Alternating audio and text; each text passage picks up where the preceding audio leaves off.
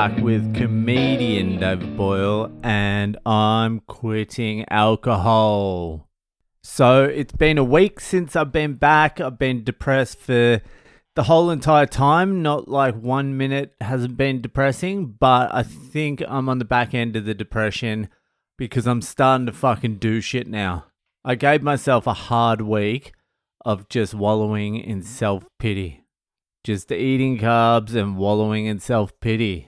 But I can't fucking do that anymore. Last night I went to sleep at 3:30 a.m. and I was like, I'm getting up at fucking 6:30 no matter what. I need to start the day the right way. I didn't get up at 6:30. There was no chance because I didn't even set my alarm for 6:30. I set it for 7:30. Got 4 hours sleep, but I got up. I was fucked, but I got up. I did my thing, had a protein shake, yogurt, a handful of blueberries, and that's it. That's the start of the fucking day. And then I'm just clinging on for dear life for the rest of the day. I wanted to have a dart last night too. I've been having a few darts since I've been back, and I just wanted to have one last fucking dart before I get back into it, and I fucking completely forgot. Which means I'll probably have one tonight, a farewell dart. But aside from that, I was meant to go to the gym today, but fucking my son threw his first fake sickie today and completely fucking ruined my day. Threw it into a fucking spiral of chaos. So this morning, before I dropped him at school, he's like, Dada, can you pick me up early today? He's not actually at school, he's at this fucking Team Kids bullshit. It's like a school holidays thing. You can't have him just sitting around the house fucking 24/7.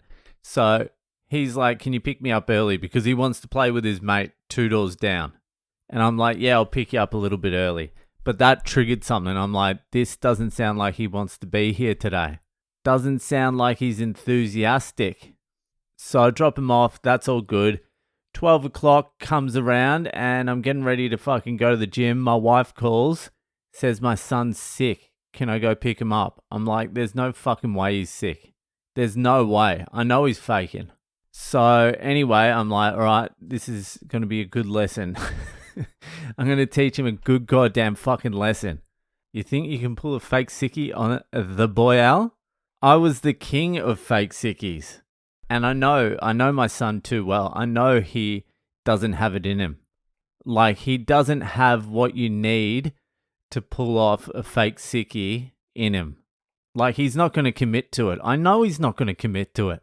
He needs to be running around playing like all day. 24/7. He needs to be outside playing.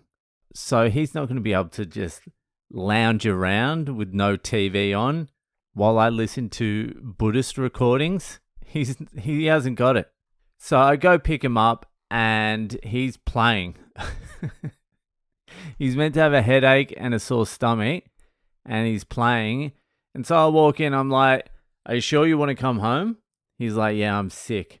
I'm like, there's no TV when you get home, you know, and you're just going straight into bed and you're getting some good rest because I don't want you to be sick tomorrow as well. So you're just going to be in your bedroom lying down, being sick and recovering, okay? He's like, yeah, okay, I'm sick. And so I'm like, all right, let's go. And he fucking skips out the door. Like, skips. I'm like, I knew you didn't have it in you. 1 second it took for me to figure it out. I'm like, hey, stop skipping. Aren't you sick? Aren't you meant to be sick? And then he puts on like a little sick walk. And then we keep on walking. And then he forgot again that he's meant to be sick. And he jumped up the stairs, like bounced up them. I'm like, it doesn't seem like you're very sick. He's like, I've got a sore stomach. So we get in the car. I'm driving him home. I'm not saying anything. He's not saying anything. Then he's like, hey, am I going to Team Kids tomorrow and the next day? I'm like, why? It depends how you feel. You're meant to be going, but if you're sick, you're just going to have to stay home in bed all day tomorrow as well. So we get home and I make him jump in his pajamas and hop into bed, and he grabs a book, and once he was in bed, it was only a matter of time. And it took about 10 minutes. He said he's hungry. It was only a matter of time before he cracked. He is dealing with the king of the fucking fake sickie. I know what it takes. I'll pretend I'm sick until I actually get sick. That's how fucking deep I go. And I'll lay in bed staring at the wall with no TV, nothing, for fucking 2 days straight without moving. I've got it in me. I can pull that off. Don't worry about that. I know my son doesn't have that in him.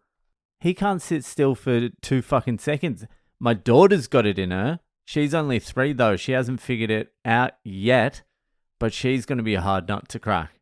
So fucking 15 minutes in or whatever it was, he's like, I'm hungry. I need lunch. I'm like, what do you feel like eating? And obviously he's like McDonald's and shit like that. I'm like, no, your fucking stomach is way too sore for that. You're going to have like some soup or something or some boiled carrots. He's like, yeah, good point. Good point. Yeah, my stomach is sore. And so my wife came home as well. It was a good excuse for her to leave work. So she came home and gave him some just like plain rice and some plain yogurt. And he ate that. And then I'm like, all right, mate, jump back into bed. I want you to rest up. And then half an hour later or 40 minutes later, he's like, Dada, I'm better. I'm like, I know you're better. Don't worry about that. I know you're fine. But you're staying in bed all day and all night just in case. I don't want you to get that sore stomach again. He has no idea who he's dealing with. I fake coughed so hard for so long once that I gave myself pneumonia. That's who you're fucking dealing with.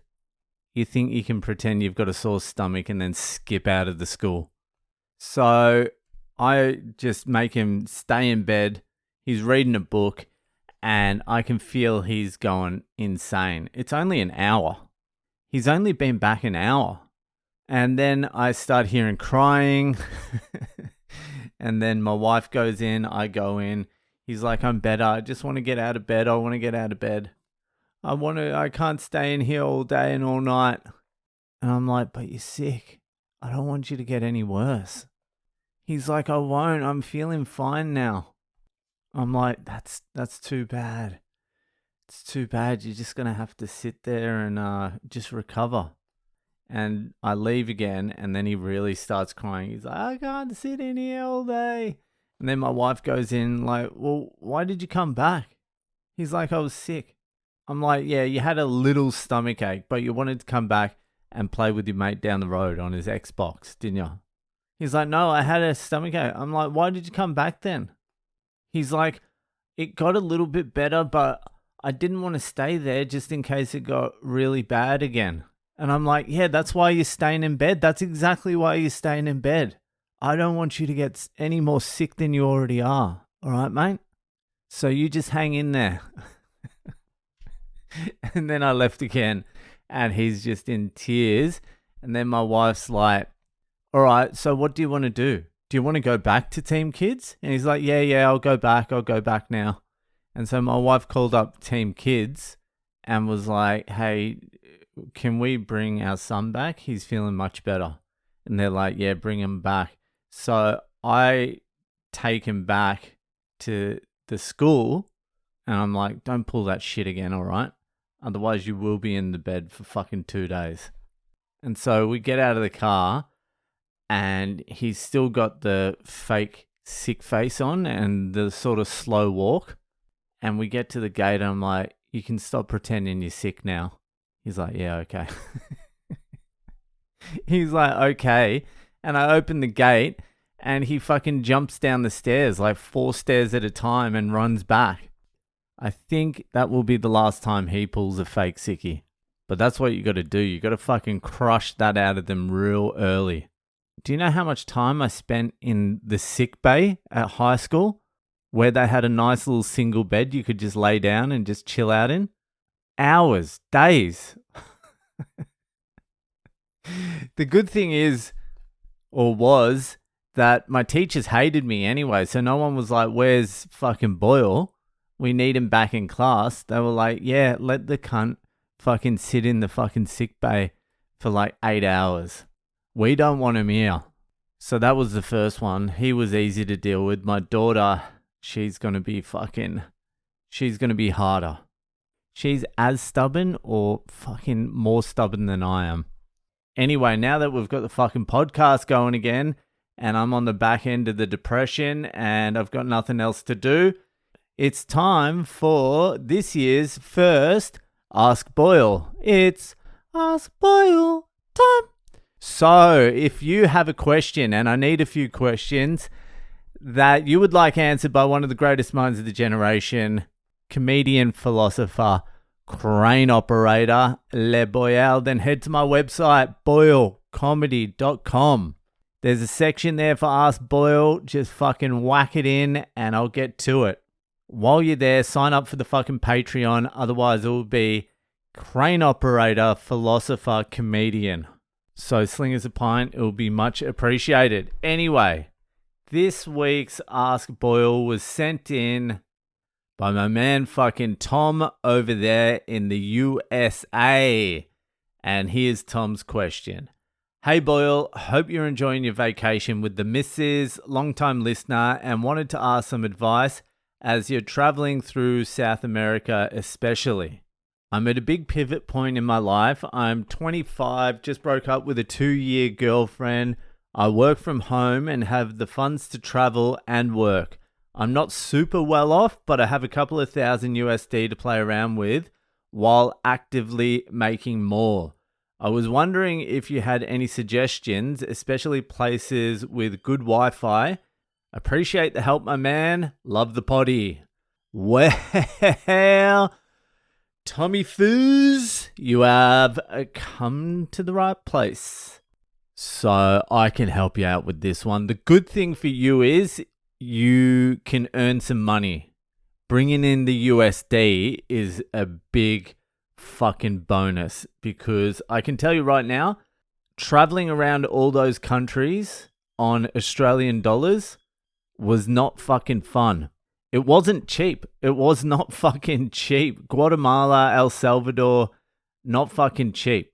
Mexico City, even Oaxaca, fucking the prices, unbelievable. But they're all sort of like tied to the USD. So if you're earning in USD, you're fine. You'll think everything is fucking cheap as fuck. But add an extra 35% on that, and that's where the Australian dollar sits at the moment. So it's an absolute fucking cunt.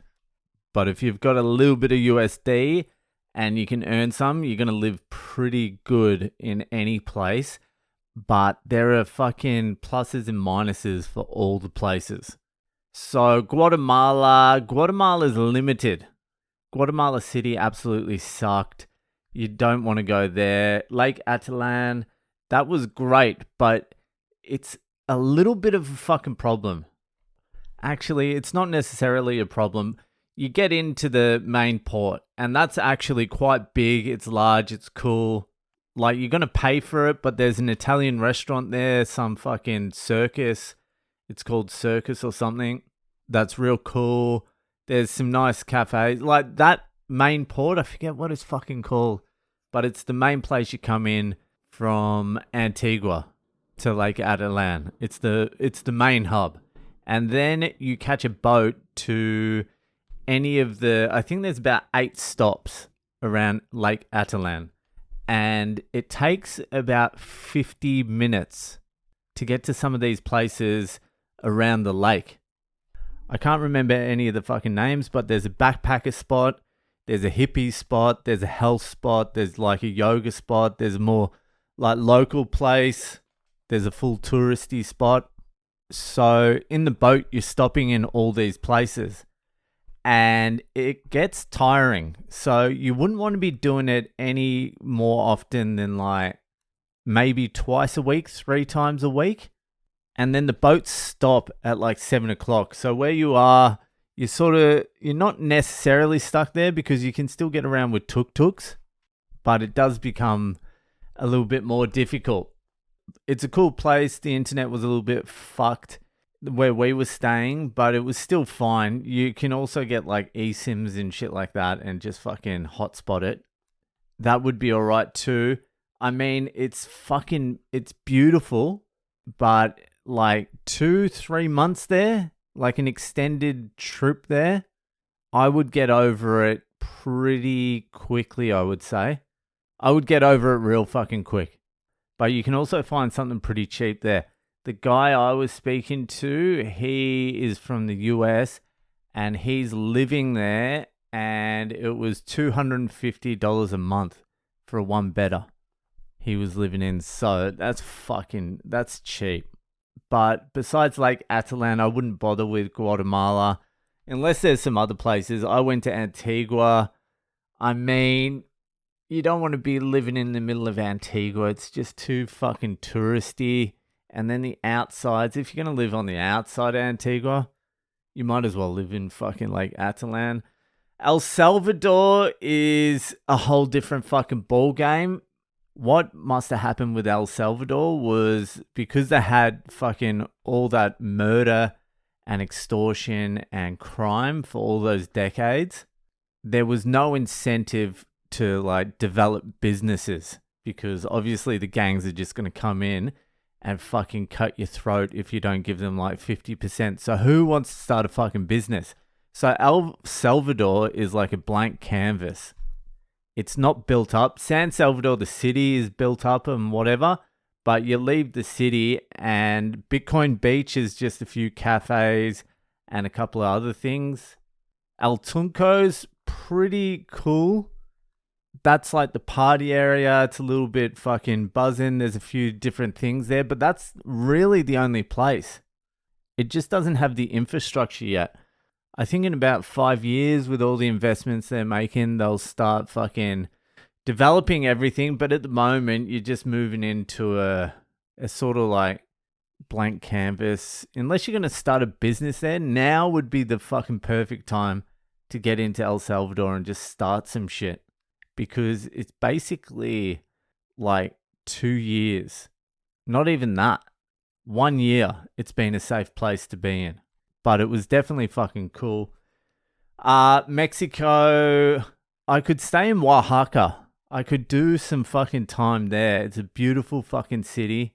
The food is amazing. You can do it on the cheap if you're eating like fucking tacos and street food and shit like that. The restaurants there are fucking expensive, but it's doable. And I think when you leave the touristy hub, it gets real cheap. So if you lived a little bit out, got some good internet, you'd be fine there.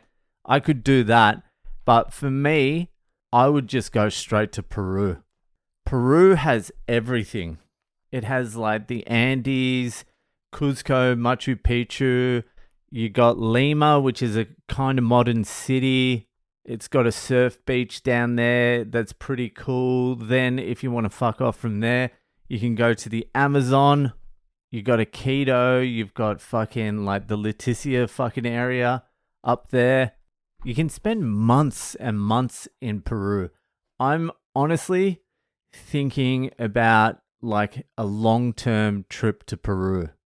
There's just so many things you can fucking do, and you can just park up somewhere in Peru and just spend like 6 weeks, 2 months somewhere, and it goes by real quick because it's got a vibe that I like, Peru. And they've also got this rentista visa that you can get. So all you need to do, and I've been looking into it, all you need to do is have some income coming in.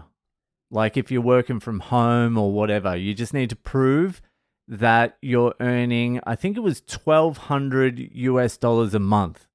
You just need to show them, and then they'll give you a rentista visa to Peru, and you can live on that for a year. So you can spend 6 months of that year in Peru.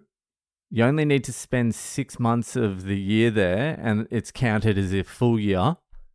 And then after 1 year, unless it's changed, you can get Peruvian citizenship. You can begin applying for Peruvian citizenship. It's like one of the easiest visas or passports to get in the world. You don't have to fucking invest anything. You just need to show you have income coming in from some sort of work. So all you would need to do is live in Peru for 6 months and then, oh no, I think it's 6 months a year for 2 years. It's a year total. Sorry, I got that wrong. After 2 years of living there, 6 months a year, you can apply for your citizenship. And you can have a dual passport. So that's what I would do. You can fucking live in Cuzco. You can stay in Lima for a while. I would go to Iquitos. You can go on some fucking crazy adventures from Iquitos. You're right on the Amazon. Like, it's fucking wild. And even from Cuzco, you're in the mountains. It's fucking beautiful. You go for a drive in any direction for like half an hour and it's just amazing. Lima isn't the best, but you can fucking do some shit there, and everywhere's accessible as well. Easy and accessible. You got flights in, flights out. It's fucking doable. I've honestly been fucking prepping my wife for like, let's do fucking 6 months in Peru. 6 months in Peru, 6 months in Serbia. That's the dream. That's what I'd be doing if I was you. I'd be fucking going straight to Peru, getting the wheels of the fucking citizenship moving. It's not going to cost you anything. It's like fucking 6 months a year for 2 years. And you get the Peruvian passport at the end of it. That's pretty fucking cool. I really want to do that. Anyway, this is going to be the longest goddamn fucking podcast I've done in a while. So fucking, I hope that helped, Tommy boy. Good luck with everything. Let us know what you got up to. Anyway, that'll fucking do it. Hit me up on social media at Boyle Comedy. On Instagram, Facebook, and Twitter. I'm getting back into the self-promo so I can get to Peru. So join the Patreon. Hit me up on social media. And I'll see you the fuck later.